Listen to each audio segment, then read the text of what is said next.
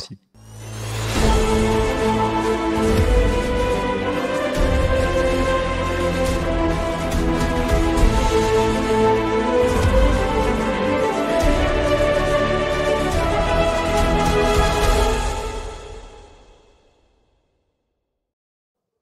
Bonjour à toutes et à tous et bienvenue chez Star Wars en direct, la voix du fandom depuis plus de 20 ans, depuis presque 25 ans.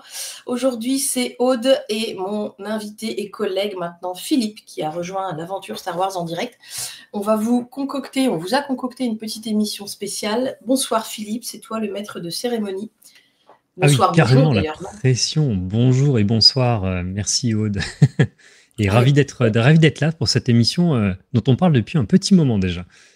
Absolument, c'est l'occasion pour toi de faire ta première émission avec moi et la mienne, la première avec toi. Philippe a rejoint le staff Star Wars en direct il y a peu, et pour ceux qui n'auraient pas encore le plaisir de le connaître via le serveur Discord, Philippe est un juriste de profession, assez spécialiste de plein de choses. Et son savoir juridique va nous aider aujourd'hui à analyser, on va intituler ça en gros, les systèmes politiques de la galaxie Star Wars. C'était l'idée qu'on avait un petit peu depuis quelques temps, mais oui, l'idée c'est d'aller regarder les modèles politiques en fait et de confronter en fait, on va dire la République galactique et l'Empire à nos régimes, on va dire actuels, constitutionnels, républicains, etc. Puis parler des mécanismes en fait qui sont utilisés dans l'univers de Star Wars et faire des parallèles avec notre réalité. Et pas que la République et l'Empire, puisque moi j'aimerais qu'on s'intéresse plus tard, dans plusieurs épisodes, si on a le temps, aussi aux autres types de systèmes. C'est-à-dire par exemple les cartels, les autres démocraties sur les planètes ou sur d'autres systèmes stellaires. Enfin, j'aimerais bien qu'on creuse un petit peu les choses qui sont un peu intéressantes. Même dans l'univers Legend, par exemple, dans le consortium de Apes, je ne sais pas comment vous prononcez, où il y avait un matriarcat monarchique. Enfin, tout ça, moi, ça m'intéresse beaucoup à décortiquer, mais il nous faudra du temps. On va déjà s'accorder au moins une bonne heure, voire 1h30 aujourd'hui. Donc, accrochez-vous à vos codes juridiques pour ceux qui s'y connaissent et accrochez-vous à nous pour les autres, puisqu'on va faire des choses un petit peu velues aujourd'hui. Enfin, c'est Philippe qui a tout fait. Moi, je vais juste animer légèrement et rebondir sur ce qui me paraît à ma portée. J'espère que cette émission vous plaira. Avant de rentrer dans le vif du sujet, on vous fait un petit rappel de nous soutenir si c'est dans vos moyens ou si vous en avez envie déjà, notamment par l'achat de magnifiques t-shirts tels que celui-ci créé pour la convention au Japon cette année. Vous le retrouvez sur le site de Redbubble, starwars.direct/boutique pour acquérir tous nos magnifiques merch réalisés par Dani. Ça nous soutient énormément. Mais n'oubliez pas aussi le petit like sur cette vidéo immédiatement et puis pourquoi pas vos commentaires avisés sous ce qu'on va vous raconter aujourd'hui. Je sais plus où est le passage en hyperespace parce que ça fait longtemps que j'ai pas utilisé notre logiciel, mais on va se faire un passage en hyperespace comme ça. Allez, c'est parti Philippe, c'est bon, tu peux piloter. Ah d'accord, on va essayer de faire un peu moins velu qu'un Wookie quand même pour vous donner envie de rester avec nous. L'histoire, effectivement, quand on a eu l'idée de cette émission avec Aude, en fait, on avait plein de sujets en tête sur, finalement, quand on regarde Star Wars, et quand on regarde notamment, en fait, la trilogie, les épisodes 1, 2 et 3, on est vraiment dans un modèle, en fait, politique de République galactique qui est assez intéressant. Et l'idée, c'est de se dire, en fait, mais où est-ce que George Lucas est allé piocher, en fait, toutes ces histoires. Et on parle d'un Sénat, mais on voit qu'après, dans l'univers qui a été à la fois Legends et après Canon, qui a été repris, il y a tout un système politique, en fait, qui tourne autour du Sénat, qui est d'ailleurs décortiqué, on va en parler sans doute tout à l'heure, dans les séries Andor, hein, on le voit un petit peu à la manœuvre. Mais voilà, donc en fait l'idée c'est de vous parler de ça, puis on parlera des Jedi aussi, parce que les Jedi pour moi, je sais pas si tu t'es déjà posé cette question Aude, mais pour moi ça a toujours été en fait un mystère de savoir en fait quelle était leur légitimité au sens vraiment juridique du terme pour intervenir comme ça dans des conflits. En fait ils débarquent, on les envoie, bah tiens je suis Jedi donc en fait je peux aller n'importe où dans la galaxie pour aller mener des missions en fait. C'est un peu particulier comme système et comme ordre. Donc voilà, il faut qu'on s'intéresse aussi un petit peu à ça. Ah mais carrément, ils ont une présence et une légitimité, en effet, dont on se demande d'où elle vient. Mais bon, oui, ça c'est velu et ça s'insinue à chaque chaque moment où tu abordes quelque chose, enfin un type d'œuvre de Star Wars, que ce soit dans les films, quand tu les vois en effet arriver et dire ouais, c'est nous les Jedi, ou voir les gens avec qui ils interagissent leur dire ah là là, il y a des Jedi, donc tout de suite ça calme un peu le truc, comme s'ils avaient une aura à la fois apaisante et en effet de légitimité, mais de où? Et là, moi, par exemple, je suis en train d'écouter l'audiobook de L'éveil de la lame rouge, où la protagoniste, justement, se pose pas mal aussi cette légitimité, en fait, et en abuse à des moments. Enfin, c'est tout à fait pertinent que de se demander, au sein de ce système politique, presque religieux, comment ils font, comment ils exercent leur pouvoir et quelles en sont les limites. Bah, nous, on connaît, puisque ça va mal finir. Mais ouais, c'est quelque chose qui revient souvent et de manière des fois assez candide, en se disant mais attends, en fait, personne ne discute là ce qu'ils sont en train de dire. Ils font ce qu'ils veulent, quoi, les mecs, les filles et les Ça adultes. mériterait une émission complète sur les Jedi, en fait, et leur capacité d'intervention de la naissance jusqu'à la chute. Exactement. Ce que je te propose peut-être, c'est qu'on repose, c'est un vieux tic de juriste, mais qu'on repose en fait quelques définitions, parce que c'est intéressant déjà. Et puis je remercie aussi Francis qui nous a donné des tips aussi et sa relecture en fait sur le script de l'émission, et qu'on repose la définition de la République. Qu'est-ce qu'on entend par une République dans l'univers Star Wars, et qu'est-ce qu'on entend par la République en fait, on va dire dans la définition quand vous ouvrez un dictionnaire et que vous regardez la République. Un peu d'étymologie, hein. République, c'est res publica, qui veut dire la chose publique en latin. Et bon, j'ai regardé plusieurs définitions, mais globalement, c'est une forme de gouvernement où le pouvoir et la puissance sont détenus par un ensemble de représentants élus pour un temps et responsables devant la nation. Donc on a des gens qui sont élus pour une période qui est déterminée et ils sont responsables devant la nation. Ça veut dire que la nation, si elle veut plus de ses représentants, peut, par le biais des urnes notamment, renverser ses représentants ou en tout cas les changer. Et petite parenthèse, c'est différent d'une démocratie parce que la démocratie, c'est le régime politique où le peuple exerce lui-même sa souveraineté. C'est une démocratie directe, il va lui-même en fait voter les lois, les exécuter, etc. Ou élit des représentants pour l'exercer. Une démocratie représentative, comme on peut avoir par exemple en France avec un parlement. On lit souvent la République et la démocratie, mais dans Star Wars, est-ce qu'on a vraiment des démocraties au sein de la République galactique ?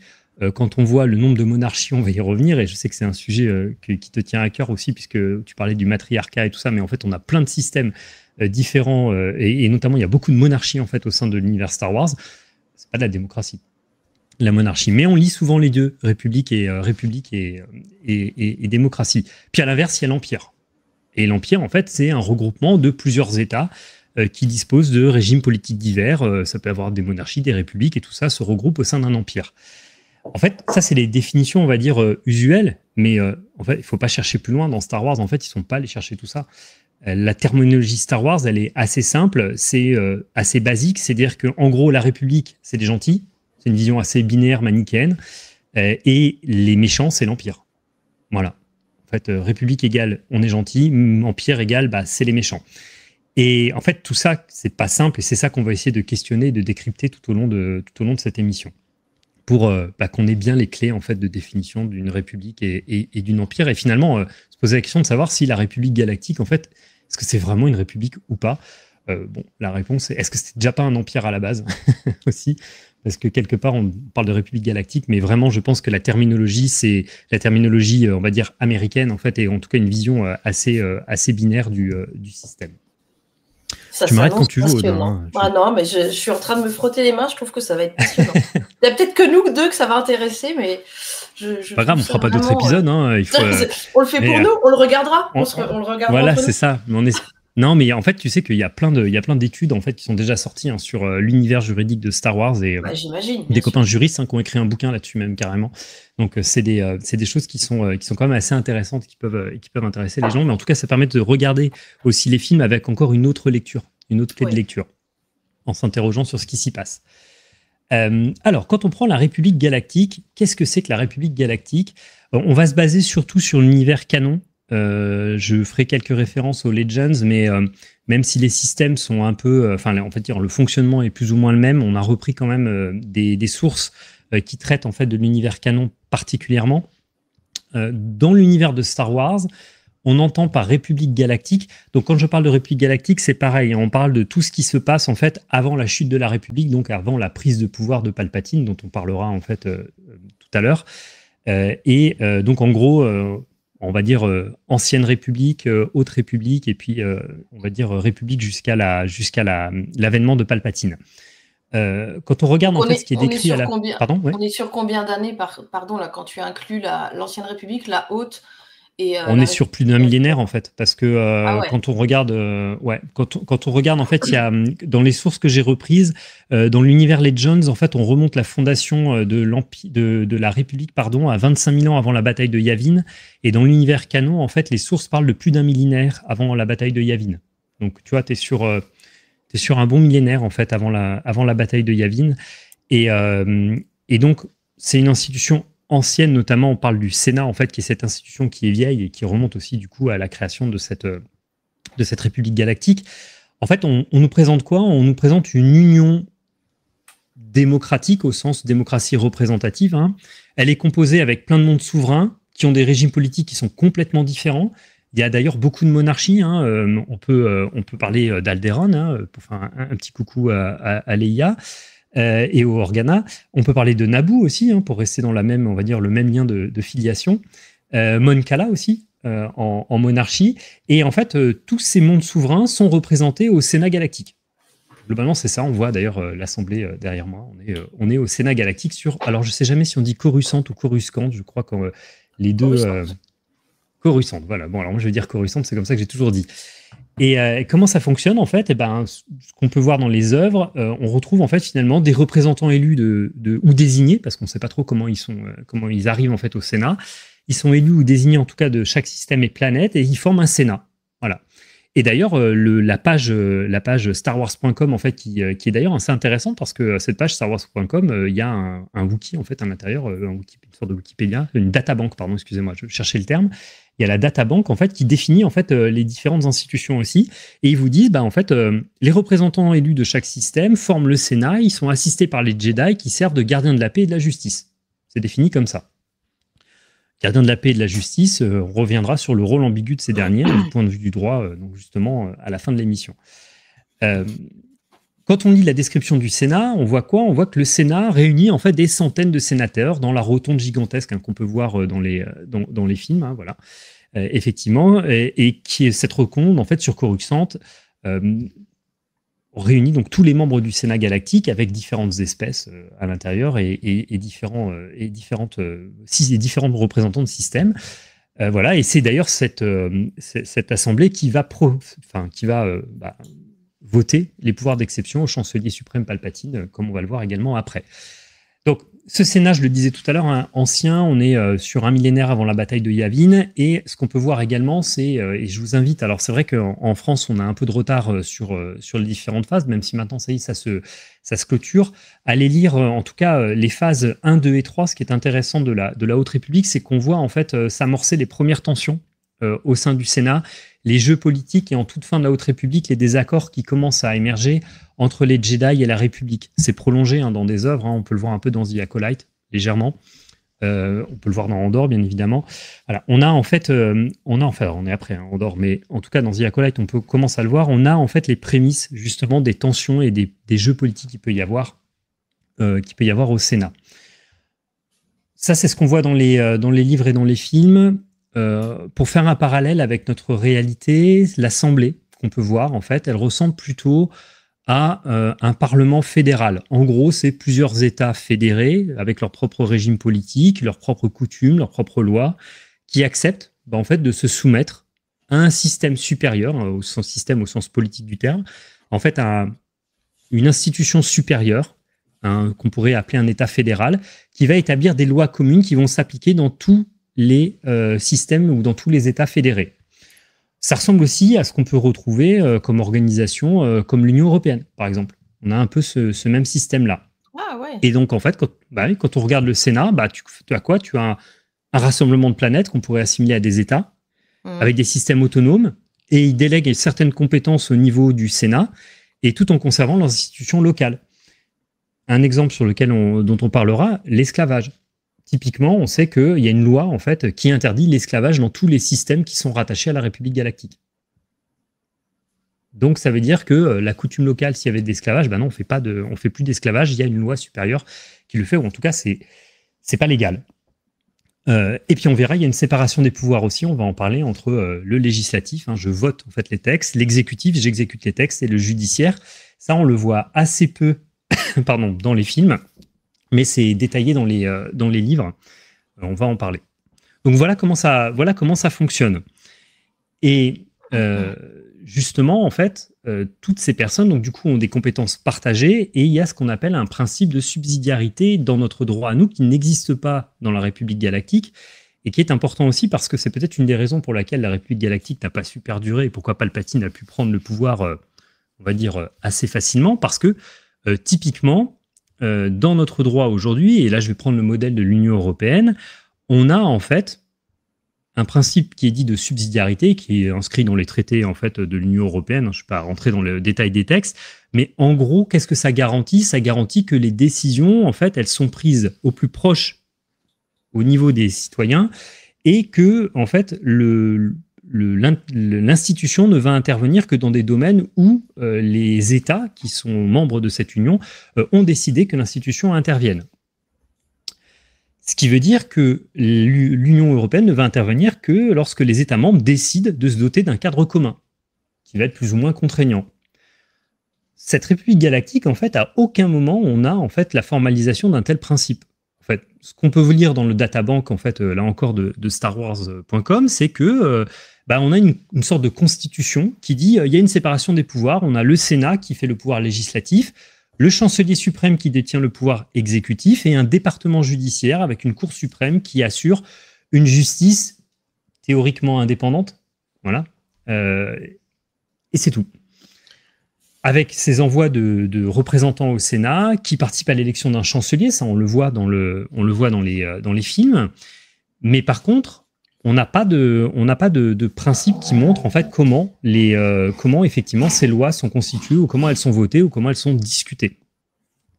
D'ailleurs, on voit qu'il y a pas mal de monde qui refuse d'ailleurs d'intégrer en fait le Sénat galactique, enfin la République galactique, et ça donne des discussions justement sur est-ce qu'on mène une politique d'expansion, puisque c'est le terme poli qui est employé.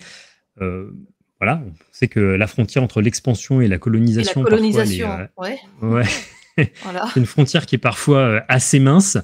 Et puis, il ne faut pas se leurrer non plus. On a quand même des enjeux qui sont bien expliqués dans les différentes œuvres, des enjeux économiques, de maîtrise, notamment des exploitations, des ressources, en fait, notamment des mondes extérieurs. Voilà, avec des élites qui sont basées sur Coruscant et qui font quand même, qui utilisent quand même en fait en gros les ressources des planètes qui sont membres de la République galactique pour commercer ou pour faire des choses beaucoup moins avouables, comme on peut le voir notamment dans la série Andor. Donc on a en fait effectivement des systèmes qui ne veulent pas en fait y aller. On a des systèmes qui sont très en bordure aussi et très à la limite. Puisqu'on a les mondes du noyau, on a la bordure extérieure et on a des membres en fait on a des systèmes qui sont plus ou moins membres de cette République galactique, et on a parmi les membres de la République galactique des systèmes qui sont périphériques et qui se sentent pas forcément écoutés ni reconnus, ou peut-être moins représentés, et qui donc vont s'allier en différents blocs pour faire entendre leur voix. C'est de la politique, mais en tout cas ça fonctionne comme ça, avec un pouvoir qui est très centralisé à Coruscant, puisque c'est vraiment le cœur en fait de la République.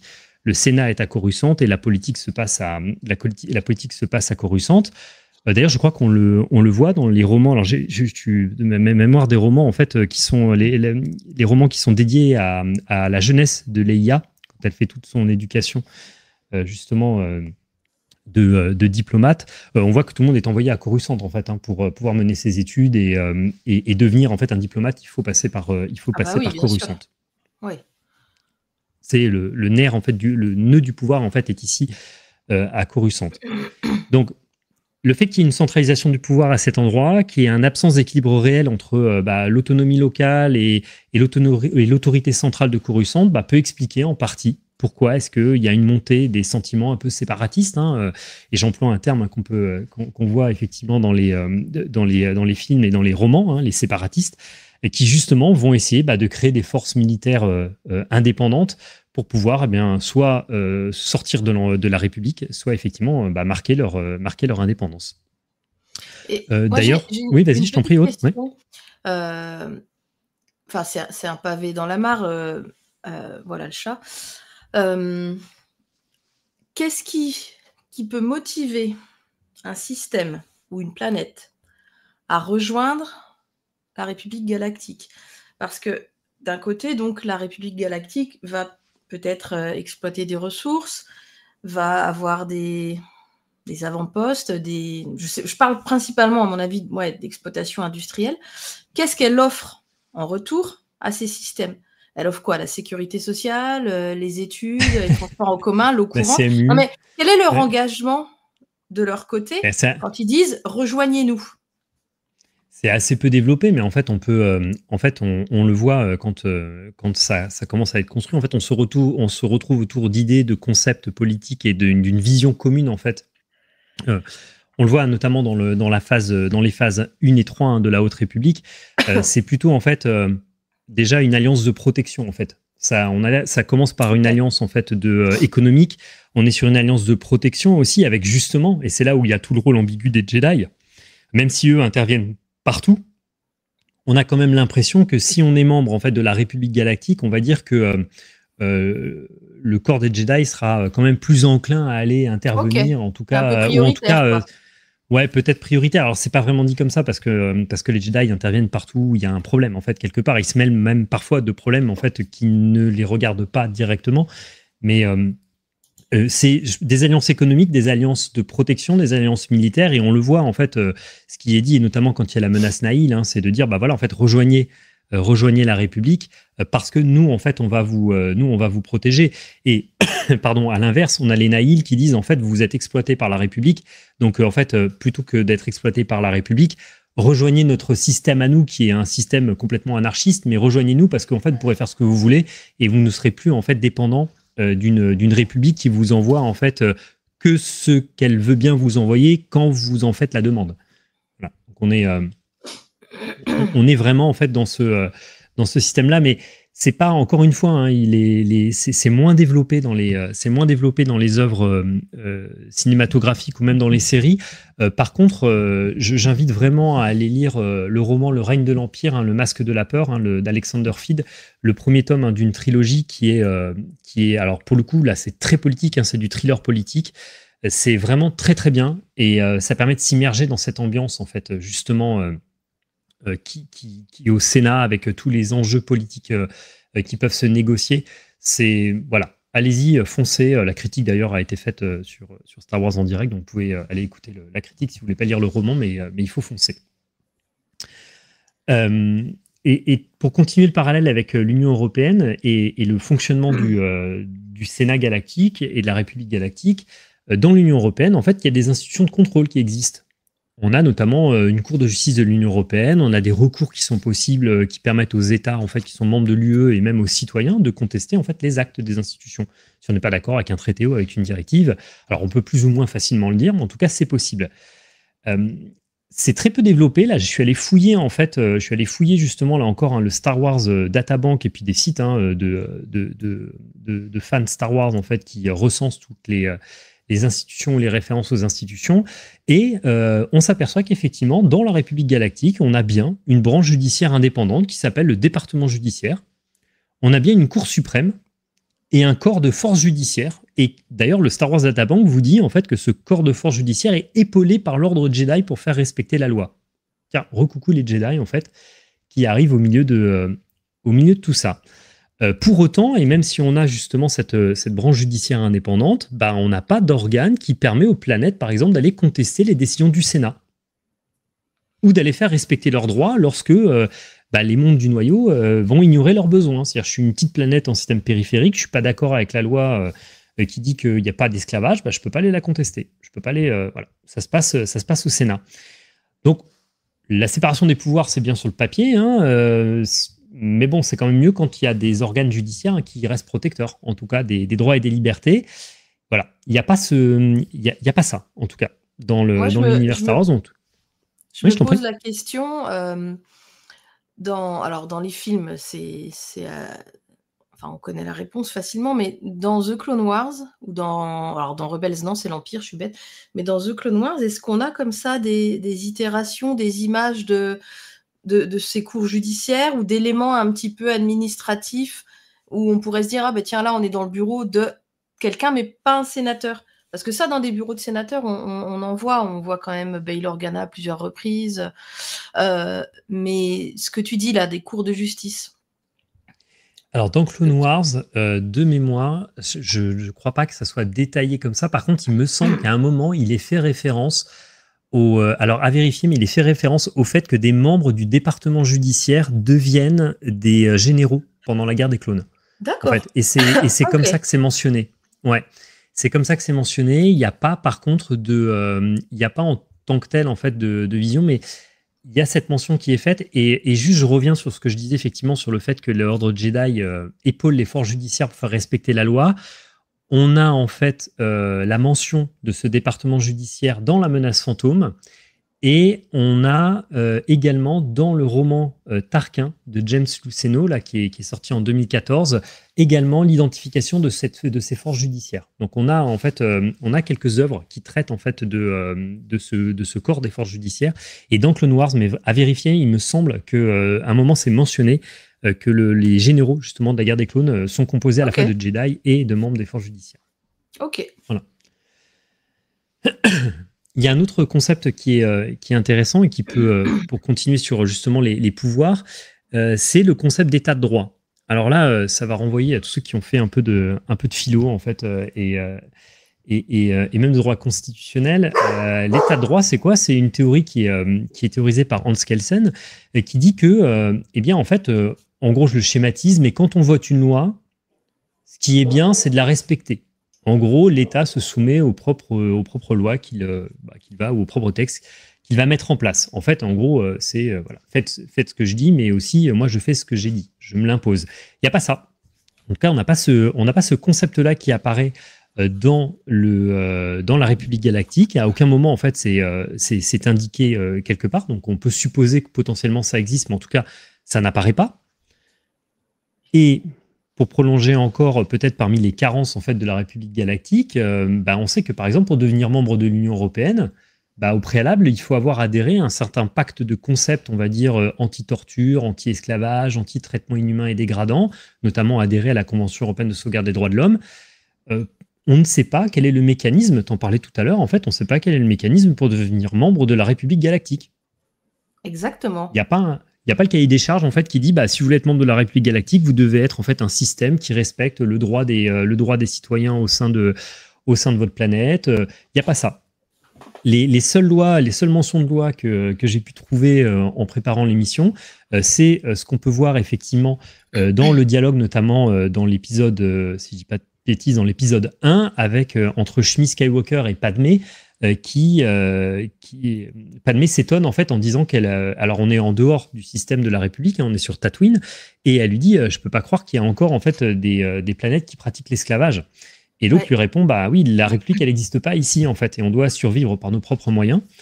Donc ça veut dire que si Tatooine demain devait rentrer justement dans la République galactique, est-ce qu'on lui permettrait de conserver sa pratique de l'esclavage, alors même qu'il y a une loi qui interdit justement cette pratique de l'esclavage, ça on le sait. On ne sait rien, c'est pas dit, c'est pas marqué. Pour autant, on sait que par contre, l'esclavage était très répandu dans l'Empire Sith ancien, puisqu'on a un épisode de Clone Wars, on en parlait tout à l'heure, où Dark Sidious en fait dit que depuis toujours en fait les Sith ont bâti leurs empires sur le dos des esclaves. Donc au moins c'est très clair. C'était pratiqué. Ouais, c'est dans l'épisode Escape from Cavado, voilà, en anglais. Donc on a un système qui est présenté comme étant une république galactique. Donc on vient de voir que c'était plutôt en fait un système fédéral avec une union de systèmes qui se regroupent autour d'un pouvoir concentré à Coruscant. Mais il manque quand même quelques garde-fous, ou en tout cas quelques précisions qui nous permettent effectivement de dire que ça fonctionne comme une institution qu'on pourrait connaître aujourd'hui. Je donnais le parallèle avec l'Union européenne, mais on n'a pas de système politique vraiment poussé, en tout cas qui est développé dans les différentes œuvres. À ceci près quand même que l'Union européenne, ça reste sur quelques milliers de kilomètres. Là, dans la galaxie, tu te dis quand même comment veux-tu faire respecter ou ne serait-ce que communiquer sur des projets de loi, sur des idées, des courants, à des années-lumière d'écart? C'est ça qui bloque, en fait, au bout d'un moment, dans la dimension science-fiction. Parce que tu n'arrives déjà pas d'un département à un autre, des fois, à se mettre d'accord. Bon, voilà, d'un pays à un autre sur l'Union européenne, mais alors dans la même galaxie, d'un système stellaire à un autre, comment veux-tu que ça passe, quoi? C'est pas une poignée de Jedi par-ci par-là qui peuvent faire ça. C'est tout le problème du fédéralisme, en fait, d'avoir plus le territoire est grand, plus c'est compliqué de fédérer, en fait. Hein, et parce que forcément, on a des cultures différentes, on a des pratiques différentes, et au bout d'un moment, se rassembler autour d'idées qui sont simplement des idées économiques ou de protection ne remplace pas le fait qu'après, il y a des valeurs, en fait, qui doivent être communes, il y a des visions qui doivent être communes, et forcément, bah, on est tous différents, donc c'est de plus en plus compliqué. L'holonet ne suffit pas, à mon avis, effectivement. Non. D'où la concentration du pouvoir aussi à Coruscant. Mais d'où aussi, du coup, le risque de corruption, notamment au Sénat, hein, et qu'on peut voir, et d'inaction, en fait, du centre parfois, pour certaines planètes. Et je voulais en parler parce que on a par exemple la planète Eriadou qui va carrément créer sa propre force de sécurité. En complète violation avec les lois républicaines. Mais pourquoi ? Ouais. Parce qu'en fait, ils disent, mais en fait, nous, il y a les pirates, c'est instable, et donc, en fait, on va se créer une force de sécurité des bordures extérieures. Au moins, le nom est clair. Hein. Et ça, on le voit dans le roman Tarquin, justement, de James Luceno. D'accord. Ouais. Donc, on a en fait des mondes qui disent non mais stop quoi. Enfin, nous on va se créer notre propre milice, on va s'assurer notre propre protection parce que le temps que vous envoyez vos trucs, que vous votiez vos lois à Coruscant, que vous décidiez à main levée, est-ce que vous êtes pour aller aider la planète Naboo ou pas, ou parce que c'est la même chose hein, dans l'épisode 1. Est-ce qu'on y va, est-ce qu'on n'y va pas nous en fait on se fait attaquer et on subit donc on décide de voilà. Alors d'ailleurs se pose la question, est-ce qu'on est exclu du coup de la République galactique si jamais on va à l'encontre des lois, on va dire, républicaine, entre guillemets. Ça, c'est encore un autre truc qui n'est pas abordé. Mais on pourrait en déduire qu'on pourrait être exclu, justement, de la République galactique parce qu'on ne va pas aller respecter, en tout cas, les lois républicaines.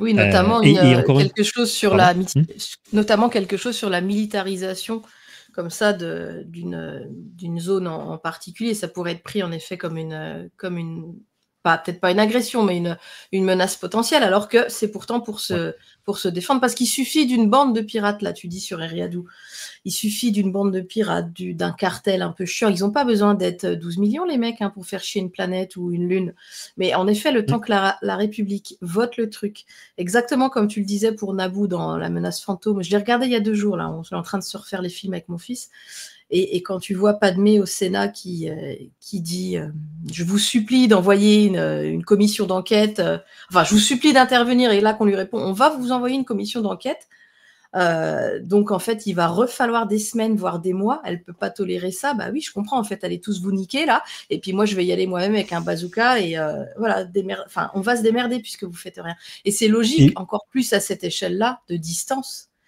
Et toute ressemblance avec une situation actuelle en Europe et au Moyen-Orient serait purement fortuite.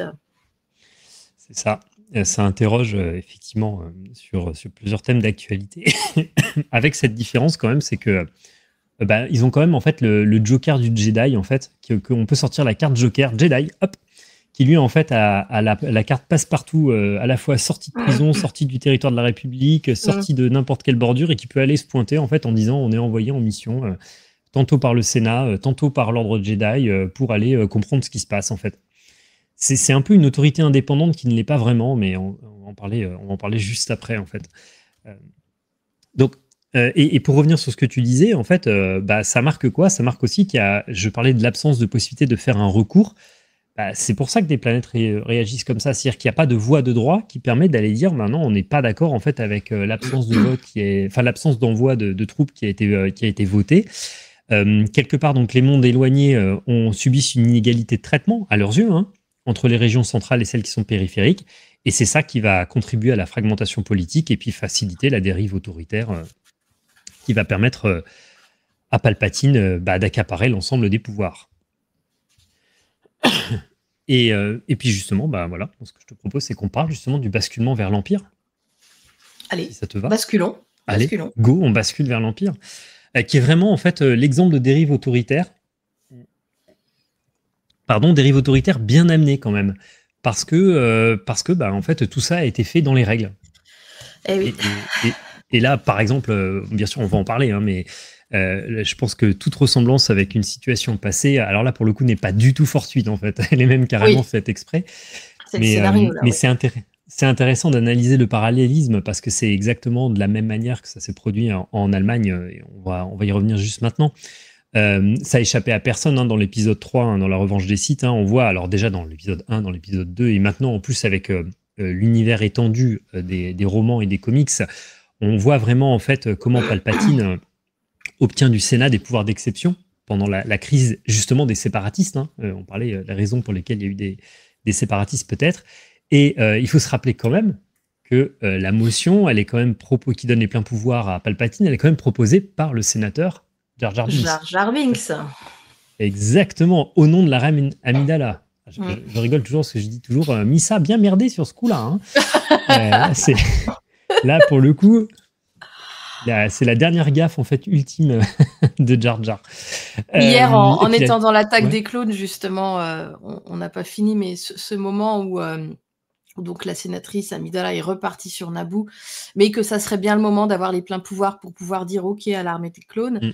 Il y a Mas Amedda qui dit, devant tout le monde d'ailleurs, et devant Palpatine, quel dommage que la sénatrice de Naboo soit repartie sur sa planète. Et là, il y a Palpatine qui fait un petit du genre, bah, pas de bol, quoi.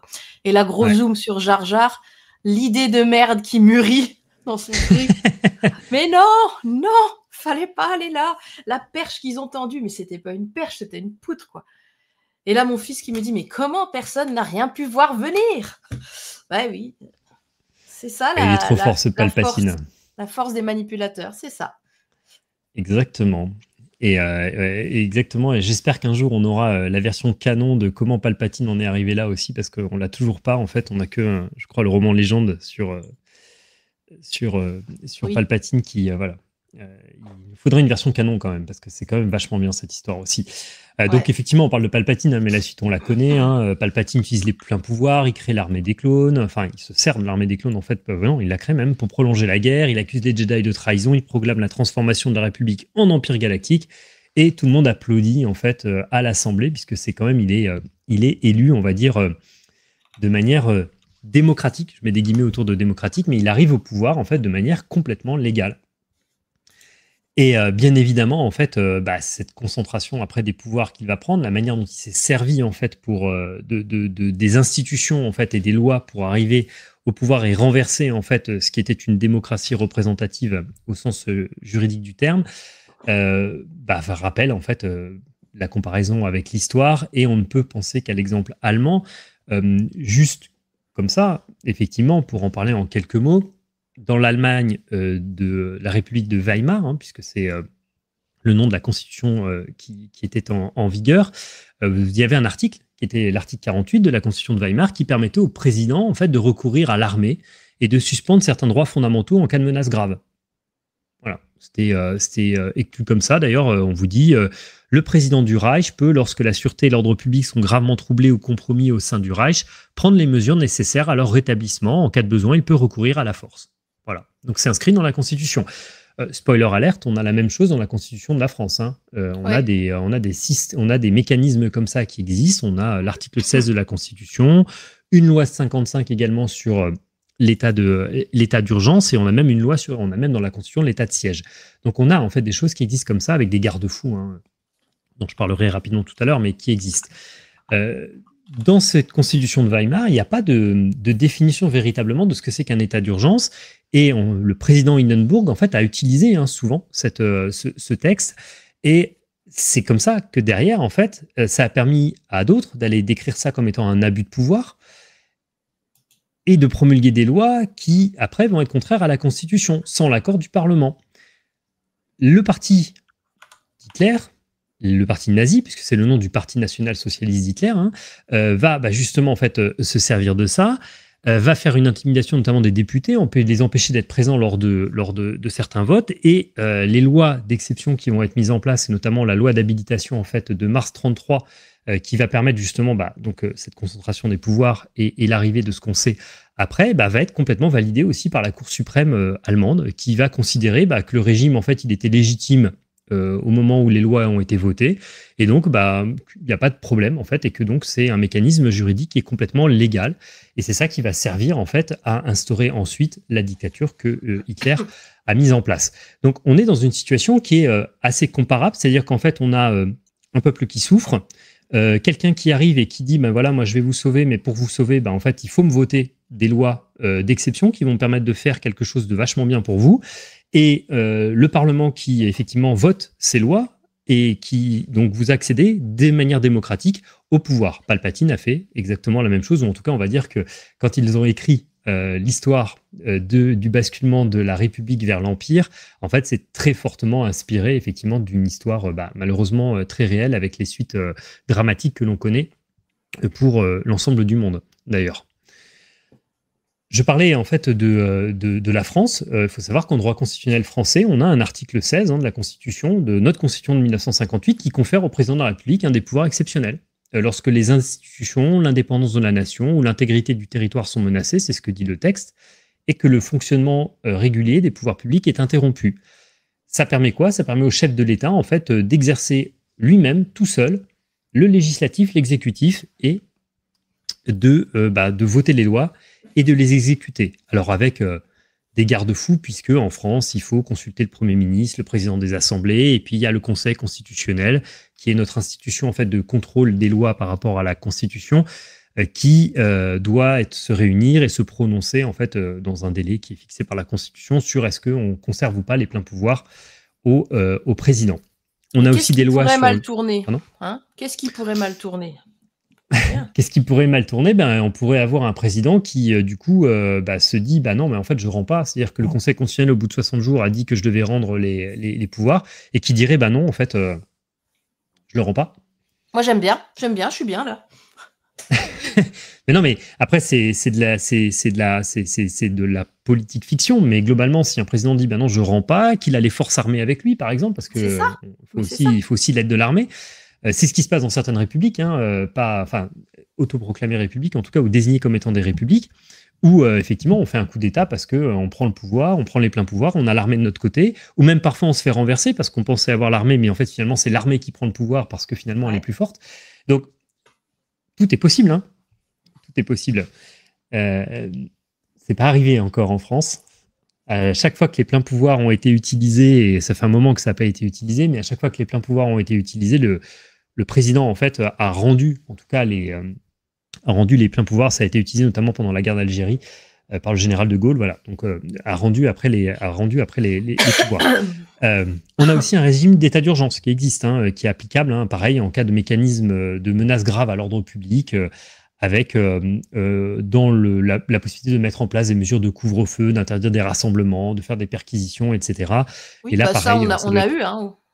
Oui, exactement, on a eu l'état d'urgence. Voilà, ça a été décrété. Voilà, plusieurs fois dans l'histoire constitutionnelle de la Ve République en France. C'est régulièrement utilisé. Ce qui est moins utilisé, c'est l'état de siège, où là, en fait, carrément, on remplace les forces, on va dire, de police civile par les forces militaires dans la rue. Ah oui. Ça n'a pas été utilisé beaucoup. Voilà. Pourquoi j'évoque tout ça? Parce qu'en fait, c'est des exemples qui démontrent que nos constitutions modernes, elles prévoient aussi des mécanismes de contrôle pour éviter qu'un état d'exception ne dégénère en dictature, du moins sur le papier, puisque c'était la question de politique fiction que tu posais, Aude. Et par contre, ça n'existait pas dans la République galactique. Et là, en fait, sans mécanisme de contrôle et en concentrant tous les pouvoirs aux mains d'une seule personne, c'est l'échec du régime politique qui tombe et on a justement la dictature de Palpatine qui se met en place avec en plus, ce qui est très fort, c'est que quand on regarde en fait la manière dont c'est fait et ce qu'on peut voir dans les romans, c'est que son empire galactique continue à maintenir quand même un semblant de décision quand même avant qu'il dissolve le Sénat, mais il y a quand même en fait une période de transition où le Sénat continue à fonctionner avant de disparaître complètement, mais on a quand même ce semblant qui est maintenu pendant un petit moment. Et puis après, effectivement, on bascule carrément avec l'épisode 4 où là, Palpatine fait tout seul, tranquille dans son coin et il n'y a plus de problème. Voilà un peu ce que je voulais vous dire moi sur les républiques, sur la République galactique en tant que telle, et sur le fonctionnement et l'analyse en fait par rapport aux autres systèmes. Est-ce que tu veux qu'on parle des Jedi? Parce qu'on a un peu de temps pour parler des Jedi ou pas du tout? Ah oui, si, on a du temps. Euh, Juste sur la République galactique, cette quand tu disais tout à l'heure la différence entre, enfin la différence, la mince frontière entre colonisation et expansion, est-ce que tu penses que la République galactique aurait gagné à être justement moins expansionniste, ou est-ce qu'elle l'a été trop à un moment? Je pensais notamment en fait, quand elle prend cette dimension assez impérialiste de je veux m'étendre parce que je veux, pour l'amour du pouvoir, avoir des gens sous ma coupe, en tout cas qui portent mon petit nom de République galactique, et que je veux pouvoir profiter de leur richesse. Il y a une différence entre ça et une différence, moi ça m'est venu hier quand je pensais dans la Haute République, par exemple au flambeau stellaire, qui avait donc été une sorte d'avant-poste Jedi, euh, installé plus loin que les mondes des noyaux de la galaxie, dans un but qui m'avait l'air quand même assez humaniste, humanitaire et social, sous l'égide de la chancelière de l'époque, la bien nommée Lina So. Tu vois ce que je veux dire entre l'expansionnisme vraiment, oui, industriel et impérial, et cet expansionnisme un petit peu plutôt humaniste? Est-ce que tu penses qu'il y a eu du mieux? Voilà, des moments, ça aurait pu être plus viable, peut-être avec moins de monde. En fait, on est toujours sur le même débat de savoir, en fait, finalement, est-ce qu'il vaut mieux être petit et faire tout bien pour tout le monde en étant petit, ou est-ce que plus on grandit et plus finalement on risque de se perdre, en fait? Parce que plus on ajoute du monde, plus on s'étend et plus on perd le contact avec les gens. Et tu vois, c'est bien, j'avais pas pensé au flambeau stellaire, mais ce que tu dis, c'est ça, en fait, le flambeau stellaire, c'est le symbole quelque part de l'unité de la République et des Jedi, en fait, dans des mondes soit qu'on veut convaincre de rejoindre la République, soit en fait pour leur montrer que la présence de la République aussi, elle est là. En fait, c'est pour ça que c'est intéressant de parler des Jedi parce que ils se présentent toujours comme étant des indépendants, mais en fait ils sont pas si indépendants que ça. Enfin là, carrément, le flambeau stellaire, c'est si je dois faire un parallèle avec la France, on a l'État central à Paris et on a des préfectures après, en région et en département. Et ces préfectures, elles sont là pour représenter l'État central et dire bah, on vous oublie pas, vous, les territoires, même si on est à des centaines de kilomètres. Et là, le flambeau stellaire, c'est un peu ça, c'est vous dire bah voilà, la République, elle est présente aussi là-bas, à des millions ou des milliards, ou je sais pas quelle est l'unité Ouais. de distance Star Wars, en fait, de kilomètres. La République est là et regardez, elle vous protège, il y a les Jedi, c'est fait avec l'aval de la République, donc vous voyez, vous risquez rien. Donc on est, pas répondre à ta question, en fait, ça dépend de est-ce que ça aurait mieux marché ou pas, ça je peux pas savoir. En tout cas, ce qu'on sait, c'est qu'à un moment, il y a des gens qui n'ont pas été contents, en fait, et qui ont su le dire, et ce qui a permis, en fait, à un homme de jouer avec le système pour arriver au pouvoir et casser tout ça. Ok. Parce que son empire fonctionne pas beaucoup mieux, en fait, hein, finalement. Bah Hein. non, c'est ça. C'est pour ça aussi que je te soulève ça. C'est-à-dire qu'après, pendant toute la période impériale, bon, qui est pas si longue en plus, euh, ça fonctionne avec beaucoup de heurts. Et puis la tyrannie qu'on connaît, mais ça fonctionne parce que c'est le management par la terreur. Mais ça fonctionne pas, sauf pour les classes les plus aisées, comme par hasard encore. Pour eux, bon, ben voilà, ils s'y font, ils ferment un peu les yeux, puis ils empochent les trucs, mais est-ce qu'il y a un régime qui fonctionne mieux qu'un autre? Est-ce que c'est dû à cette taille? Est-ce que c'est dû à aussi... Moi, c'est pour ça que je voudrais d'autres épisodes. Il y a tellement de diversité dans les êtres qui peuplent cette galaxie. Quand je dis êtres, je vais dire donc les Espèces, humanoïdes, les humains, ouais. les aliens, les espèces, qu'on va pouvoir penser aussi en tant que tradition spécifique sur chaque planète, voire sur des endroits différents de chaque planète. Donc comment pouvoir amener tout ce monde-là à vivre sereinement à peu près sous la même coupe? C'est pas possible en fait. Ils ont chacun leurs us et coutumes qui peuvent paraître complètement barbares aux autres, et c'est difficile d'imposer quoi que ce soit, même si tu te dis, bon allez, on se prend un leitmotiv, on essaie que tout le monde ait l'eau courante. C'est déjà pas mal. Et du gel hydroalcoolique pour les mains ou pour les pattes ou pour les griffes. Mais même ça, il y a des planètes où évidemment ils vont pas être d'accord, ils veulent pas d'eau courante, ils veulent de l'eau stagnante et ils veulent pas du gel hydroalcoolique. C'est tout le débat du fédéralisme, en fait, de savoir, et du principe de subsidiarité, qui est de dire que, justement, on ne prend de décision au niveau fédéral, donc au niveau, du coup, nous, au niveau du Sénat, que des décisions qui sont faites pour l'ensemble en fait des personnes qui sont membres de la fédération. Et forcément, tout le monde ne peut pas être d'accord, mais après, c'est la démocratie, c'est-à-dire que, en tout cas, la représentative, c'est-à-dire que c'est le peuple qui vote. Donc, si ça passe s'il y a 100 personnes et que ça passe en fait à 50 voix, ou 51 voix, pardon, plutôt, et qu'il y en a 49 qui sont contre, tant pis pour les 49. Ouais, Tu as ça reste de accepté la d'adhérer démocratie. Ouais. voilà, tu as accepté d'adhérer à un système qui fait que, voilà. Mais effectivement, ça mériterait d'être développé et d'être un peu plus poussé, en tout cas dans les films. Moi, j'aimerais bien avoir des fois du fonctionnement justement des institutions.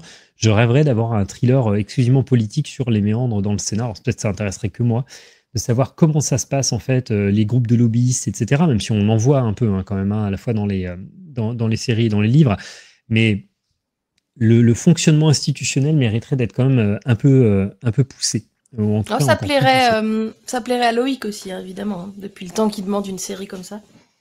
Bah voilà. Bah, il l'a un peu avec, avec la future trilogie d'Alexander Fied. Oh bah, on verra bien. Ouais. Allez. On parlait de Jedi. Parlons des Jedi. Allez, on fait ça.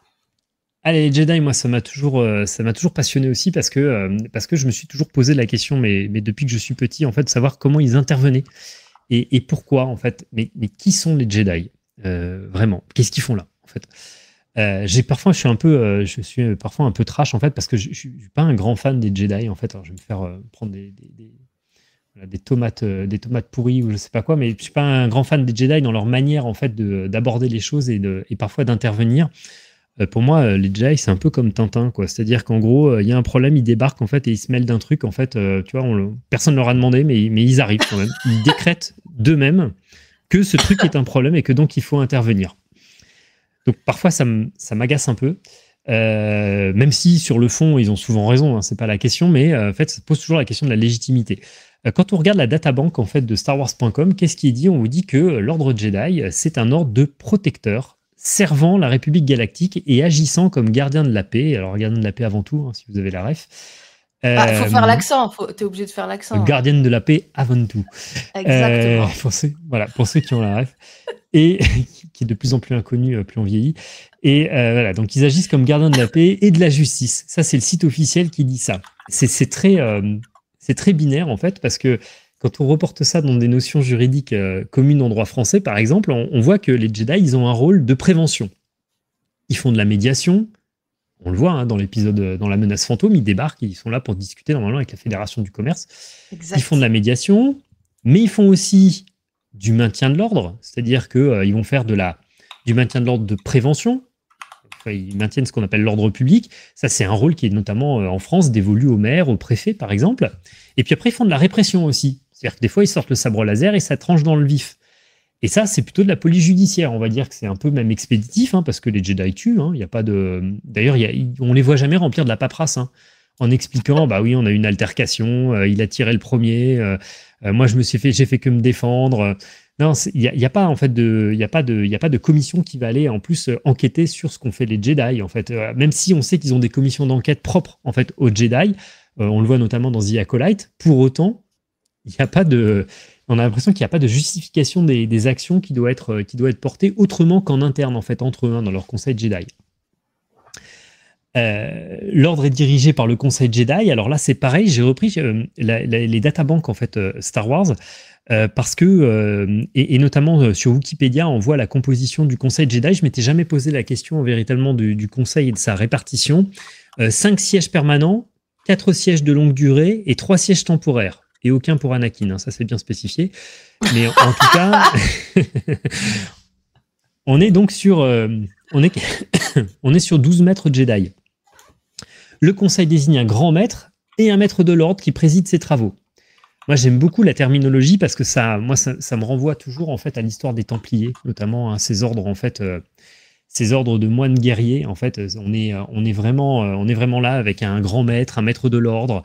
Et on a tu parlais tout à l'heure de construction un peu religieuse, mais c'est carrément ça. En fait, on est entre. Alors, je mets des gros guillemets à ce que je vais employer comme mot pour pas qu'il y ait on va dire de malentendus, mais un peu une secte un petit peu, hein, quand même si elle est beaucoup plus ouverte et tout. Mais en fait, on est sur un fonctionnement qui est interne, avec une réglementation interne, un code interne, et des délibérations d'ailleurs, hein, qui se font à huis clos par les membres du conseil.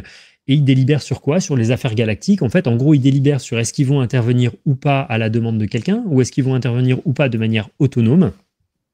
Et ils peuvent s'immiscer carrément dans les affaires politiques. Et alors, ce qui est assez intéressant, c'est qu'en fait, on voit que pour s'immiscer dans les affaires politiques, bah, il faut obtenir l'autorisation du conseil pour intervenir. Sauf pour Qui-Gon. Lui, il fait ce qu'il veut, parce qu'il le dit. Mais c'est en fait, sinon, les autres doivent obtenir l'autorisation du conseil.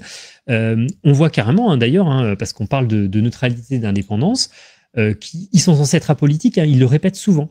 Nous, on n'est pas là pour se mêler de la politique, on est apolitique. Mais quand on regarde l'histoire que l'on connaît du Conseil Jedi, que ce soit dans les trilogies modernes, on va dire la période République avant l'Empire, ou même ce qu'on vient de voir avec la Haute République, même s'ils sont censés se positionner au-dessus des conflits, ben, ils acceptent quand même à un moment de commander une armée de clones lors de la guerre des clones. Ils deviennent des acteurs militaires. Obi-Wan est général, hein, si je dis pas de bêtises, hein, il est nommé général. Ils compromettent leur indépendance parce que du coup, en fait, en faisant ça, bah, ils s'immiscent dans quelque chose qui... Alors, ils vont vous dire c'est pour le bien commun, parce qu'il y a vraiment une guerre, il faut qu'on intervienne et on aide. Et puis en plus, c'est des super warriors, donc c'est quand même vachement bien de les avoir de son côté plutôt que de les avoir en face. Mais tout ça, ça alimente en fait une méfiance que va utiliser Palpatine. Et c'est ancien, hein, parce qu'on le voit aussi dans la Haute République. À la fois dans la phase 2, les Jedi interviennent quand même dans la phase 2, à la demande du Sénat ou en lien avec le Sénat, avec la République. Et dans les phases 1 et 3, on a quand même carrément en fait Conseil Jedi qui s'engage dans un conflit militaire. Alors, ils ont été attaqués, donc on va dire qu'ils ont une raison de rentrer en conflit.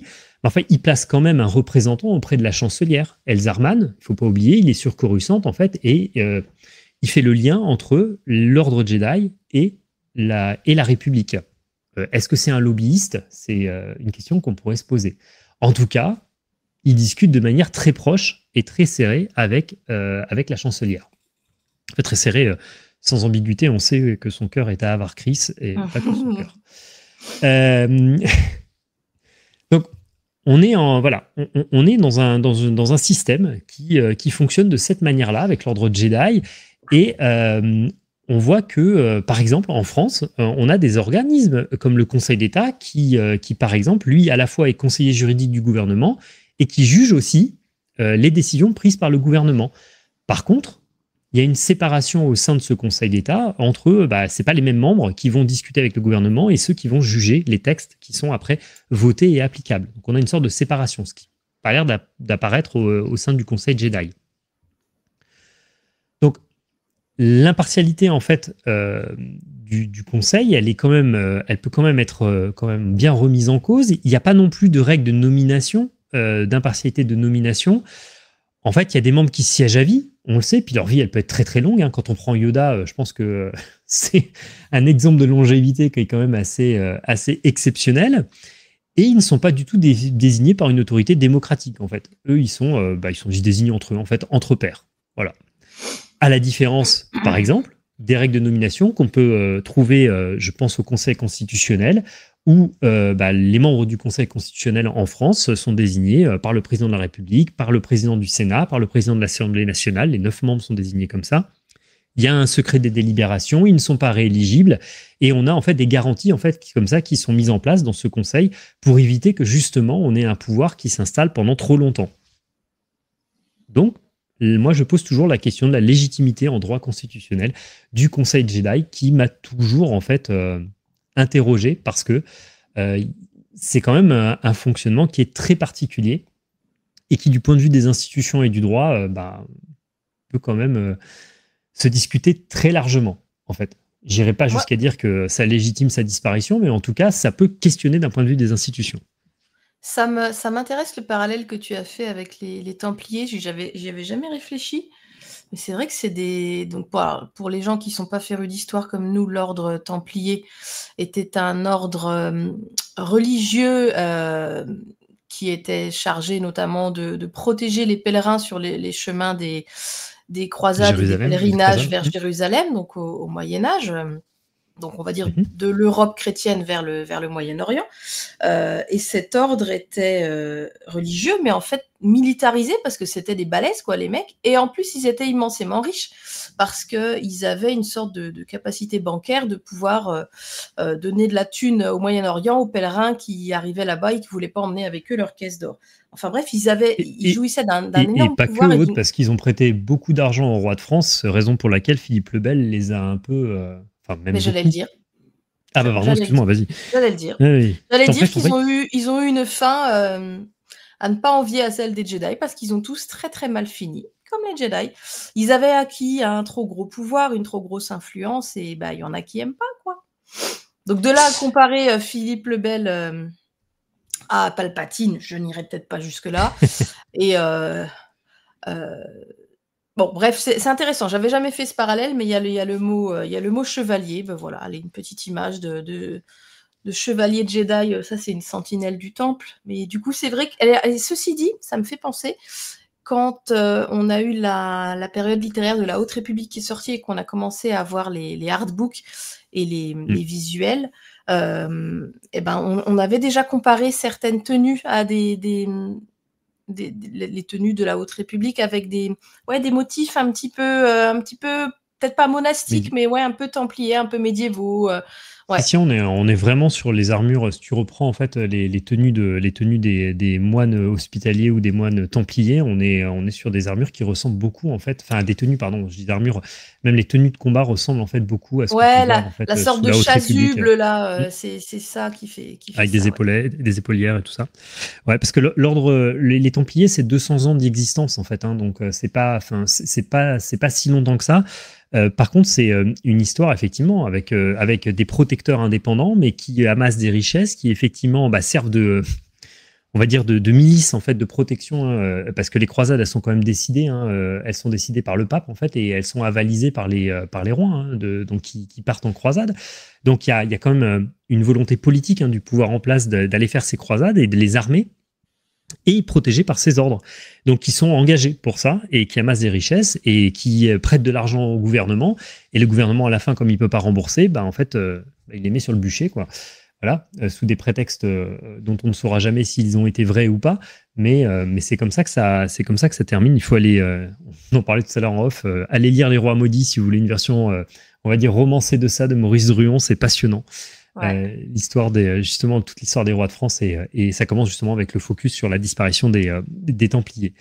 Mais voilà, parallèle avec l'ordre Jedi peut exister en tout cas. Et d'ailleurs, l'ordre Jedi, d'où est-ce qu'ils tiennent leur pognon s'ils en ont? Il faut quand même bien qu'ils payent un loyer, qu'ils payent l'électricité, l'eau, la bouffe, les vêtements. D'où ça vient tout ce pognon? Eh bien, en fait, tu vois, c'est bien que tu dis ça, parce que c'est carrément une question qu'on peut se poser.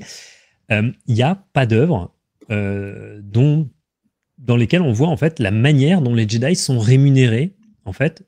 Et alors, je fais un parallèle de fiction, mais de fiction réalité, c'est-à-dire que quand on ne sait pas d'où viennent les fonds, on peut quand même s'interroger sur la provenance des financements, de l'ensemble des actions, des dépenses de fonctionnement. Enfin, tu parlais tout à l'heure, mais qui paye l'électricité du temple Jedi, en fait? C'est ça. Comptable Jedi, quoi. Ouais, parce qu'on sait qu'ils ont des archivistes, mais est-ce qu'ils ont un système de comptabilité avec... je sais pas. Mais en tout cas, effectivement, ça interroge. Tout ce qu'on sait, ils ont des missions officielles, mais on ne sait pas s'ils sont rémunérés ou pas. Mais même s'ils sont juste nourris, blanchis, logés. Il faut quand même bien payer la lessive et la blanchisseuse. Et tout à fait, mais ça interroge, c'est-à-dire comment on peut se déclarer indépendant dès l'instant où notre train de vie dépend de l'autorité qui nous emploie. Oui. Donc, il y a pas de... Et puis alors, c'est encore pire, parce qu'imaginons qu'ils se financent en fait en récupérant du butin en fait de leur mission. Bon. Ouais, pourquoi pas. Il y a bien un moment, il faut trouver le pognon quelque part, quoi. Ou alors la force permet de frapper des pièces de monnaie ou des crédits, en fait, des crédits galactiques. Voilà. En tout cas, Il y a un sujet, en fait. Peut-être c'est un sujet de livre, justement. C'est ça qu'il faudrait développer. On va s'apercevoir que la chute de l'Empire Jedi, c'est parce qu'ils avaient hérité de plein de pognon à Palpatine, en fait, et que c'est pour ça qu'il les a décimés. Voilà, mais en tout cas, pour revenir à ce qu'on disait, voilà, toutes ces questions-là, elles interrogent sur l'ordre Jedi parce qu'on les présente de manière très manichéenne comme étant c'est les super gentils, ils interviennent, on claque des doigts, les Jedi débarquent. Mais en fait, il y a plein de questions qu'on peut se poser quand on creuse un peu et qu'on remonte simplement d'un cran en fait le niveau de lecture en fait de l'ordre Jedi sur d'où ils viennent, qui ils sont, en fait, comment ils se financent, quelle est leur légitimité et comment est-ce qu'ils interviennent. Et surtout, quel est leur statut quand on les voit intervenir, effectivement, quand ils deviennent généraux, quand ils interviennent, quelque part, ils deviennent fonctionnaires, en fait, de la République, en tout cas, qui les emploie. Ils sont agents publics, puisqu'on va leur donner une mission qui est de dire, bah, tiens, tu vas commander une armée, ou tiens, tu vas intervenir, en fait, pour mon compte, en fait, dans tel ou tel secteur. Et donc, à ce titre d'exemple-là, ils devraient être soumis à des obligations d'intégrité, de neutralité qu'on peut trouver. Par exemple, dans nos codes à nous, on a en France un code général de la fonction publique qui impose en fait à tous les agents publics d'accomplir leurs fonctions avec dignité, impartialité, probité. Pareil, tous les agents doivent prévenir les situations de conflit d'intérêts. On trouve ça dans plein de codes. On a le Code canadien des valeurs et d'éthique qui rappelle cela. On trouve également ça en fait dans le Code de Federal Regulation en fait aux États-Unis qui exige des fonctionnaires qui placent leur loyauté envers la Constitution au-dessus de leur intérêt privé. Donc en fait, on sait que dans nos États modernes, en fait, la question de la probité, la question des conflits d'intérêts, c'est une question qui est en fait essentielle. On doit respecter la démocratie, demeurer non partisan et assurer une égalité de traitement. Ne pas accepter non plus d'avantages indus. Tous ces codes en fait que l'on retrouve, on peut peut-être trouver un écho de ces principes dans le code Jedi, mais le code Jedi, quand on le lit, en tout cas, moi j'en possède une version, alors qui est Legend maintenant. Ils avaient sorti des super boîtiers en fait à l'époque où vous aviez une belle boîte collector avec le code Jedi, le code Sith, c'était enfin les livres Sith avec en fait les règles justement de fonctionnement des Sith et tout, c'était vraiment génial et passionnant à lire. On sait que les seuls principes qu'on peut trouver, c'est je proscris la peur, la colère, l'attachement, j'encourage la discipline, la recherche de l'équilibre, et j'impose aux membres de ne pas rechercher le pouvoir pour eux-mêmes. Bon, on n'est pas jusqu'à aller imposer une démarche déontologique et même de déport, comme on dit, c'est-à-dire que si on est intéressé, on ne traite pas l'affaire. En cas de conflit d'intérêts, il n'y a pas ça dans le code Jedi. Et j'allais même dire, en fait, la démarche, elle est même inverse et elle est même carrément alimentée par le Conseil. Enfin, je ne sais pas, avec toute la maîtrise de la force, comment le Conseil Jedi et tous ces puissants membres du Conseil n'ont pas vu qu'il se passait un petit truc entre Anakin Skywalker et Padmé Amidala, quoi. Je me suis toujours posé la question de savoir, en fait, les gars sont capables de sentir, en fait, une présence, en fait, à 20 km à la ronde, en fait, de savoir, en fait, ce que ressent la personne à tel moment. Là, par contre, personne n'a rien vu. Mais pire, ils se sont dit, tiens, ça serait une bonne idée. Anakin, tu vas aller auprès de Padmé.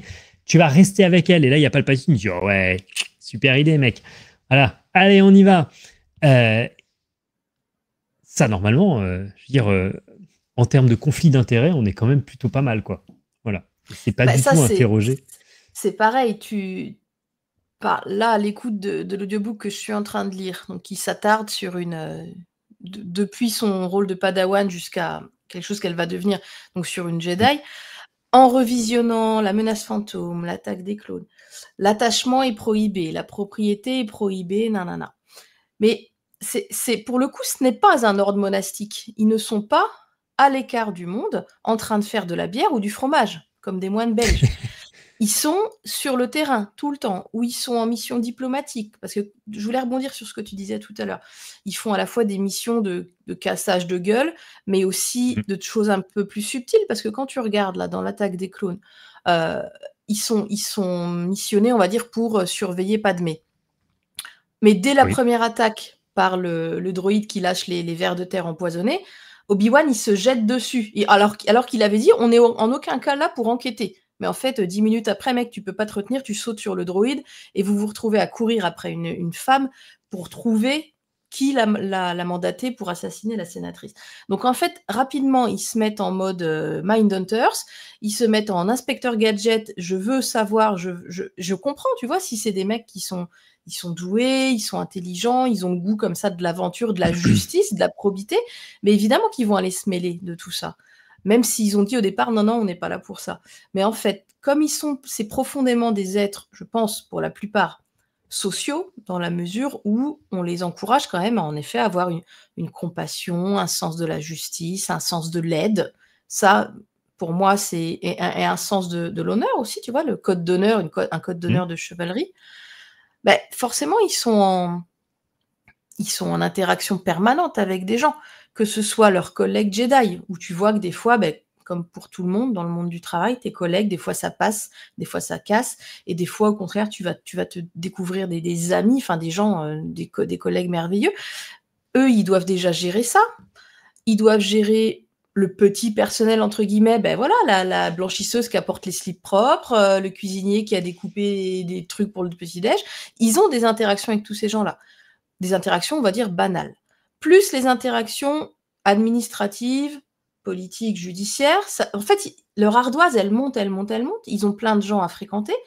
J'espère quand même que de temps en temps, on leur fout la paix de manière à ce qu'ils puissent avoir une petite vacance vite fait, ou au moins aller faire caca tranquille, ou aller au restaurant, ou aller...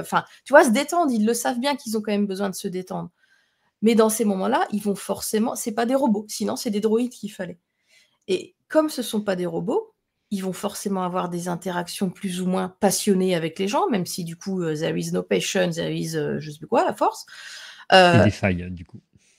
Et voilà, et des petites failles, pas forcément graves, et pas forcément toutes exploitables par Palpatine qui a jeté Padmé dans les bras d'Anakin.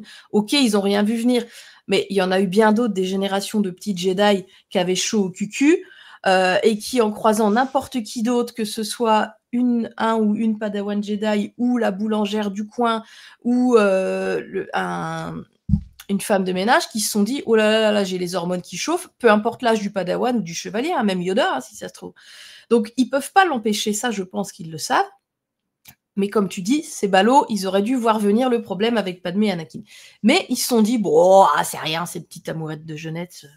Allez, ça passe. Hein. » C'est amusant ce que tu dis sur effectivement l'intervention en fait d'Anakin, de Obi-Wan et d'Anakin effectivement pour sauver la sénatrice, parce que en fait ça pose la dernière question sur laquelle je voulais arriver avant qu'on clôture l'émission, qui était en fait finalement c'est toujours dans le prolongement de leur statut en fait, qui est un statut hybride en fait et qui apparemment en fait change en fonction de la situation.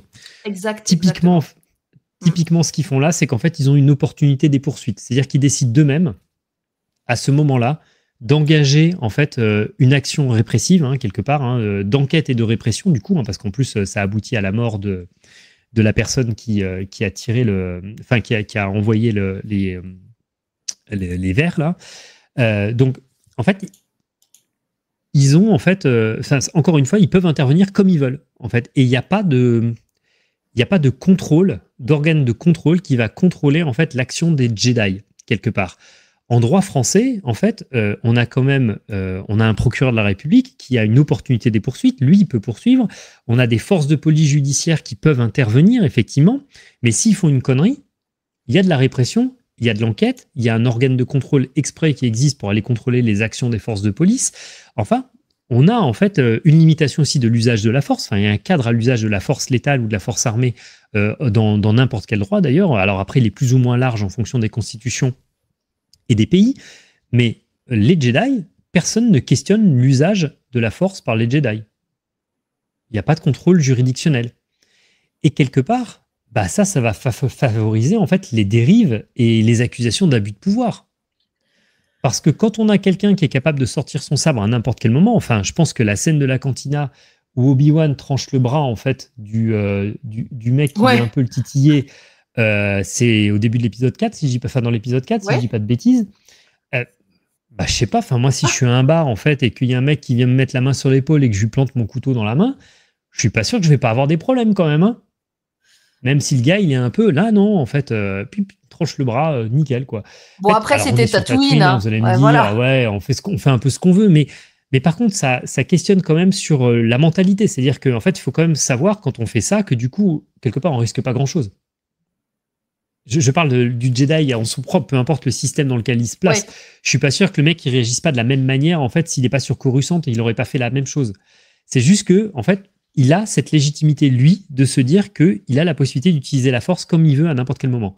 Et la force, pas au sens la force, Oui, telle qu'on l'entend au sens des Jedi. oui, Là, oui. c'est l'usage de la force armée avec un sabre pour aller trancher le bras d'un mec. Voilà. Donc, tout ça pour dire que ça facilite justement les accusations d'abus de pouvoir. En fait, c'est assez simple d'aller dire que les Jedi, en fait, on ne sait pas trop comment ils se positionnent, ils peuvent intervenir comme ils veulent, ils se transforment en généraux pendant la guerre des clones, donc en fait, ils rompent leur neutralité. Là, ils sont carrément, en fait, ils manœuvrent, ils sont dans l'action. Et en fait, ils se sont exposés eux-mêmes aux manœuvres politiques de Palpatine, parce que quand il les accuse de trahison et qu'il ordonne leur extermination, en fait, ils se sont fait avoir par un super juriste, quoi. Le mec, il les a manipulés du début à la fin. Et à la fin, non seulement il se fait voter les pleins pouvoirs, mais en plus, il légitime en fait la disparition des Jedi en disant, voilà, les Jedi ont comploté, ils ont essayé de m'assassiner. Il maquille la réalité, certes, mais n'empêche que, en fait, tout ça est possible parce que en amont, il y a quand même en fait un certain nombre de poisons et de venins qui a été distillés tout au long en fait des années et qui ont alimenté la défiance envers le Conseil Jedi parce que quelque part, encore une fois, c'est un ordre qui n'est pas cadré d'un point de vue légal et réglementaire, en fait, et je ne dis pas que ça aurait été différent, mais en tout cas, peut-être qu'ils auraient pu se protéger d'une manière autre, ou en tout cas que ça n'a pas encore été raconté. Mais en tout cas, moi, en tant que juriste, c'est ça qui m'interroge sur la manière dont les Jedi peuvent débarquer à n'importe quel moment et quelque part se mettre en danger parce que leur action elle n'est pas légitimée si ce n'est par eux-mêmes ou par une vague parole de quelqu'un qui leur dit tiens, ça serait bien que tu ailles là-bas pour faire ça pour moi. Ça fait Voilà un écho peu à tout ce que je voulais raconter. dans la série The Acolyte. C'est clairement ce comportement de trou du cul qu'avait le personnage. Je ne sais plus comment il s'appelle, le Jedi joué par l'acteur qui jouait dans Squid Game, l'acteur coréen. Oui, Qu'est-ce qu'on a pu se le dire en regardant, en disant mais de quoi tu te mêles en fait? Laisse-les tranquilles, ces deux gamines là, elles t'ont rien demandé toi. Qu'est-ce que tu viens faire chier ici? Et après, ça aura des répercussions jusque sur les sites cachés. Donc finalement, il aurait mieux fait de pas mettre le pif là-dedans, lui. C'est toujours l'effet papillon après. Mais t'as l'impression un peu que c'est inhérent à chaque Jedi, ça. Et Dieu sait qu'ils sont nombreux, même si je sais pas si on a des chiffres, par exemple, au niveau de la prélogie. Combien y a-t-il de Jedi à ce moment-là, disséminés dans la galaxie? J'ai déjà lu des chiffres, mais je ne sais plus. Si quelqu'un a la réponse, merci de nous la donner. Je sais que Loïc, sur notre Discord, tient un tableau du nombre de Jedi qui a survécu à l'Ordre 66. Oui, mais parce que justement, ils sont de plus en plus nombreux tous les ans. C'est ça. Mais j'ai l'impression du coup que selon chaque Jedi, selon finalement sa personnalité et pas que son éducation, puisqu'ils sont censés avoir eu énormément la même, mais selon non pas son espèce, mais selon ses affinités avec la Force, selon la manière dont la Force s'exprime en eux, j'ai le sentiment que ils vont être plus ou moins des bons Jedi. Et alors, autre référence des inconnus, mais il y a le bon Jedi et il y a le mauvais Jedi. Le mauvais Jedi. Bon, il voit un truc qui bouge, il tire. Ce qui fait que là, j'essaie de me remémorer des épisodes de The Clone Wars, parce que c'est là qu'on a quand même beaucoup de contenu et beaucoup de contexte, notamment dans d'autres systèmes en fait de la galaxie, et pas que sur du Coruscant. Et pour moi, c'est surtout ça, voilà, vraiment le vivier d'idées et de comparaison de quel Jedi a fait quoi dans quelle situation. Et même si on suit dans The Clone Wars énormément Anakin, Obi-Wan et Ahsoka. Ahsoka, on a quand même des moments où on va en voir d'autres, ou en tout cas, où on va voir ces trois-là dans des situations qui vont pas faire refléter les mêmes facettes d'eux. Tu vois, je trouve qu'Ahsoka, elle a souvent une dimension assez humanitaire, assez sociale, assez empathique avec n'importe qui qu'elle va rencontrer. Tu vois, que ce soit des petits-enfants, que ce soit un fermier, un administratif, elle est capable d'avoir de la compassion pour une comptable, tu vois. Et tu multiplies ça par le nombre de Jedi, suivant, entre guillemets, leur endoctrinement, suivant l'âge qu'ils ont et leur place, en effet, dans le conseil ou pas, et s'ils se déplacent aussi beaucoup en dehors de la salle du conseil Jedi, mais j'ai l'impression que leurs actions vont vachement dépendre de ça. Et comme tu disais tout à l'heure... On revient à la question de la légitimité. Oui, tout à fait. En fait, il faudrait qu'il y ait des sortes d'arborescence maîtrisées, et même un mix entre eux. Il faudrait qu'ils travaillent avec d'autres acteurs de la société, tu vois, avec une partie de fonctionnaires et... Enfin, il faudrait, genre, j'y connais quelque chose, quoi. Enfin, voilà, c'est ce que ça m'évoquait. Non, mais voilà. Mais je pense qu'on a fait un bon tour, en tout cas, du fonctionnement de la République à l'Empire en passant par les Jedi. Ouais, pour cette partie-là, on a un peu dégrossi. On aura bien d'autres choses à dire. Moi, j'aimerais aussi qu'on aborde le sujet des séparatistes, parce que ça, je trouve ça fort, fort intéressant. Sur tout un pan comme ça de la galaxie qui a voulu faire sécession plus ou moins pour les bonnes raisons, mais ça peut être pas mal. Exactement. Voilà. Donc, avis aux amateurs qui voudraient nous rejoindre ou nous donner des idées. En tout cas, toi, Philippe, je sais que ça te prend beaucoup de boulot, mais quand tu veux, pour une suite. Ah, mais avec plaisir, c'est passionnant. Ouais, c'était très intéressant. On espère qu'on vous a pas trop perdu ni endormi. Je sais que Philippe a beaucoup parlé, moi j'interviens peu, mais parce que c'est pas un sujet que je maîtrise beaucoup, donc j'écoutais. Moi j'étais en cours magistral, j'écoutais ce que tu disais, donc j'espère qu'il vous aura autant passionné que moi. Et puis on vous invite encore une fois à nous soutenir en vous abonnant à la chaîne YouTube, en vous abonnant à nos différents comptes sur les réseaux sociaux qui sont les suivants affichés à l'écran. Sur Facebook, Star Wars en direct podcast, sur Instagram, sur X et sur Blue Sky. Donc n'hésitez pas à nous rejoindre. On a aussi un serveur Discord sur lequel je ne suis plus, malheureusement. Je suis désolée, je n'ai plus de temps pour beaucoup pour les réseaux en ce moment, mais n'hésitez pas à rejoindre tous mes acolytes. Philippe, merci beaucoup pour cette émission et pour le temps que tu y as consacré, énormément de temps. Merci à toi. Avec plaisir. Chers auditeurs, on vous souhaite une très bonne fin de journée, de soirée, de nuit. Merci encore pour votre écoute et à la prochaine sur Star Wars en direct. Que la force soit avec vous. Bye bye. À bientôt. Merci.